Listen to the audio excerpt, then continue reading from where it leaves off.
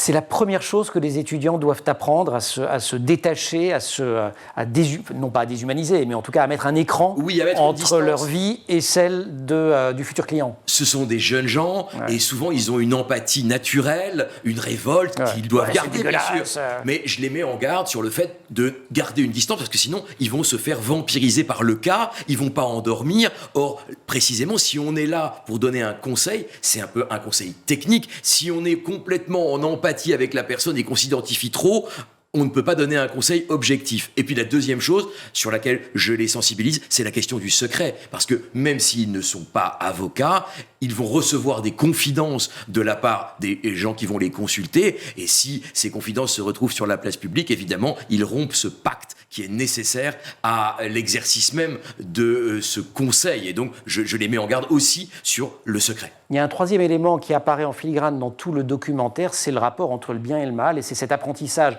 qui ne se fait pas uniquement en clinique juridique, mais quand on fait des études de droit, pour dire, c'est pas de la morale, le droit. Oui, alors évidemment, c'est aussi une confusion qu'ils font parfois, en disant mais c'est pas bien, voilà, c'est trop injuste. C'est injuste, mais en réalité, il y a d'abord la règle de droit, et j'insiste beaucoup auprès d'eux sur le fait qu'il y a des qualifications juridiques, ils sont d'abord des techniciens, parce que s'ils se laissent trop aller à une empathie, une sympathie, ils vont eux-mêmes se laisser manger par le cas, et ils vont y passer des jours et des nuits, et c'est pas non plus le rôle d'une clinique juridique, c'est d'avoir une distance, un recul, de mettre en pratique des connaissances techniques.